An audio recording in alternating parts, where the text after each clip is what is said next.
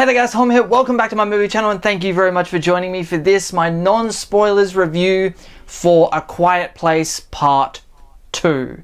If you guys haven't been here before, make sure you hit that subscribe button and ring that notifications bell so you never miss out on my take on all things movies. Also, my friend James is here again. Say Hello. hi, James. Hello. So, we're going to talk all things non-spoilers about A Quiet Place 2. I understand it's not out in everywhere yet. We got to see an advanced screening about a week in advance. So, if you haven't seen the movie yet, you're fine. You're safe from spoilers here. James, I'm going to let you start. What are your thoughts on A Quiet Place Part 2? Oh, I thought A Quiet Place Part 2 is actually a very, very good continuation of an otherwise very, very dramatic story.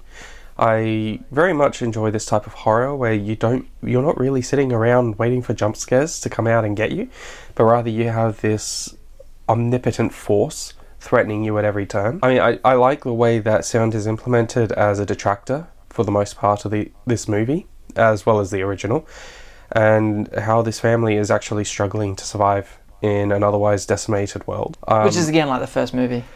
Very much so. Unfortunately, I do think, while it is good for a sequel, it is nowhere near as good as the original. I agree, yeah. And I would probably call this middleman or middle movie syndrome, in the sense that... Not quite sequelitis. No, whereas sequelitis would probably, at least in my interpretation, be where you try to continue a story without the ideas. Middleman is more...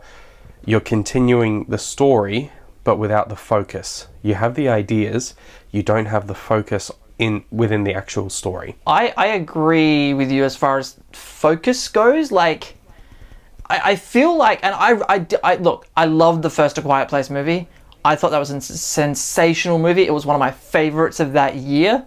And, you know, when that movie ended, we weren't sure we were ever going to see a sequel. And I don't think the studio or John Krasinski or Emily Blunt knew. I think John had a couple of ideas, but I don't think they really knew they were going to do a sequel. So the ending to the first movie was actually kind of brilliant because it did leave it up to your imagination. And I enjoyed A Quiet Place 2. I don't love it on the level that I do the first one. I have quite a few issues with them. A lot of my issues with the movie are very specific and very spoiler heavy, so I have to be very vague about my criticisms of this film. The biggest criticism I have with this movie is the ending of the film. Thematically, in comparison to the first one, it really doesn't deviate in any meaningful way. Yes. Number 2 is effectively a world-building film without the focus. Yes. So sorry to interrupt. A few of the questions that you could potentially have from the first film are in fact answered. But there are questions you could have from the first film that by the end of this movie, you also still had those same questions. Yep. And that was one of my issues with... And by the way, those are issues I have assuming we're not getting a part 3. So if they came out next week and said, we're getting a part 3... the issues I have with this movie, the ending in particular, sort of don't matter because it's a moot point because we're getting a part 3, so they're going to pick up on it. But I'm just assuming that there's not going to be a third part. And I don't think anything we've heard from the studio or Krasinski or Emily Blunt has indicated we are getting a third one. Yeah, I mean, I don't know how this movie is going to fare in the end, but... Probably not very well, box office-wise, but... Well, it is what do you expect during a pandemic? Horrors generally don't do that well either.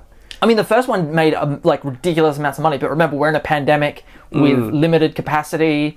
Theaters all around the world aren't open yet, so it's going to be interesting. But it definitely sets itself up for wanting a third film. Oh yeah, for sure. It really needs that third film to start tying some of the plot holes together. And see, again, you could use your imagination and fill in some of the gaps that this movie leaves, especially the ending. But I feel like now we need a third part. We need to, put a close to this entire story. And right now, I don't know that we have that. Again, without going into spoilers, it's very difficult. Look, as far as performances go, Emily Blunt, fantastic. The kids, fantastic. Cillian Murphy, he's in the trailers. He is also very good in this movie, but he's very good. So, like, all the actors in this movie are like, Yeah, they're just good. And they're always good. Everyone plays their part and they do it well. The problem isn't one of skill, it's probably more one of expression. They don't seem quite as impactful as the first film. Particularly the changing dynamics of communication. There was definitely a decrease in the amount of communication compared to the first movie. And that you definitely felt that. There are a couple of, minor logic problems here and there where you're like, I'm not sure that, it works. The thing that works very well with this movie, which is also the biggest thing, the biggest praise with the first one as well, is the amount of tension that builds up. Yes. The tension of this movie, I would almost say the tension of this film rivals, maybe even might be more heightened than in the first one. I mean, then again, nothing beats the scene in the first one where she's walking down the steps and you know she's going to step on the nail. Nothing beats that in this movie, but the tension in this movie overall was fantastic. It is like edge of your seat, nail biting, like, oh my god, how are they going to get out of this? But the movie does ask you to take a couple of like logic leaps, if you know what I'm saying, and it's very hard to get into without specifics, but it asks you to take a couple of leaps in logic, and it didn't always work for me. Yeah, I'm not sure that I would describe it as a leap in logic personally, but maybe like believability. The cause and effect really wasn't there a lot of the time. But it does introduce a few dilemmas into the movie, which actually would have been quite good, but the delivery wasn't quite on point. Yeah, I'm not ready to say. I am ready to say the first one is better by a mile, in my opinion. And that's not to say I hated this movie. I don't. I actually really enjoyed myself, but it does have that lack of focus. It is really hard to explain. Yeah, it's like when you walk in. It's like when you're watching a trilogy. One of the many trilogies in which the second movie is definitively worse, or the second in any set. If anyone's familiar with City of Bones, City of Ashes, City of Fallen Angels, and that whole series, the second book is an absolute bore fest. It literally is fucking nothing. But this movie almost feels like it is a middle part. Yeah, because all it does is set up, but it doesn't actually. It doesn't actually explore anything. But it sets up things in really interesting directions, and it does do a bit of world building.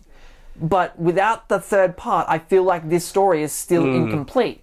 And again, that comes back to a lot of my issues where it's like, you need to, yes, you're making a sequel, and there is potential for a third movie here, but you cannot just make it about all setup. It has to stand alone as a movie. And I'm not sure it gets all the way there It definitely, there are elements there. There are definitely pieces there, but it just falls short. And this isn't a case of an incompetent director. No. I mean, look, this movie is all direction, like the first one. Krasinski did a great job directing this movie, because I mean, especially in the first one, where that's a movie with barely any dialogue, and he made that movie work incredibly well. And he does that again in this second movie as well. It does, for sure. And, I mean, where praises are due, frankly, he did a good job on the audio, the music. The score in this movie is fantastic. I mean, it was great in the first one too, but in this one in particular, it's really impactful, especially in some of the more high-tension, dramatic scenes. To be fair, the first movie lacked a score of any sort.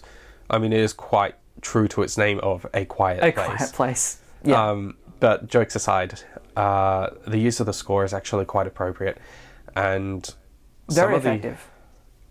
Yeah. No, it was effective, and some of the scares are actually pretty cool.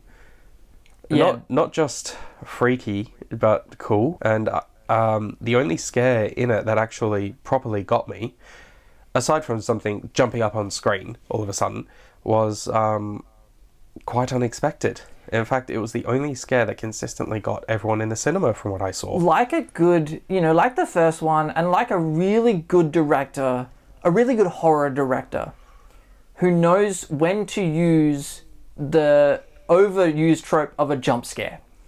A Quiet Place 2 has not very, like the first one, not very many at all. But when there is a jump scare, it is really effective. Yeah, because you can really tell the difference between a jump scare and just general horror. The first one is definitely more horror, while this one is definitely more tension. I don't really know that I call either of them a horror. I feel like they're not even horror, they're just like suspense thrillers, almost. Because it's not really like traditionally scary. It's just because there's so much tension that when a monster pops out, you're like, oh god. Yeah, look, I don't want to come off like a negative Nancy in this review, because I did really enjoy the movie. I really did. I think it's a really good, solid film. Is it as good as the first one? No, it didn't have to be as good as the first one. Of course, that's not what I'm saying. But I was a little bit left a little bit wanting by the end of this movie, and I got to be honest, was I a little bit disappointed in this movie? A little bit. I don't know how you felt, James, but I was a little bit disappointed, but I'm still happy I saw it. I enjoyed it quite a bit, and it's a good solid movie, and I recommend people go to check it out. Yep, I'd say the same. That's it. Well, I think that'll do it, guys, for this non-spoilers review of A Quiet Place Part 2. Have you guys seen A Quiet Place Part 2 yet? If you have, jump down in the comment section below and let us know what you thought of the movie. Obviously, please don't spoil it in the comment section. But let me know what you thought of the movie. Are you excited to see the movie? Let me know your thoughts on A Quiet Place Part 2. Once again, guys, thank you very much for watching this review. As always, my name is Tom. That's James. Thank you very much for watching, and we will see you guys next time.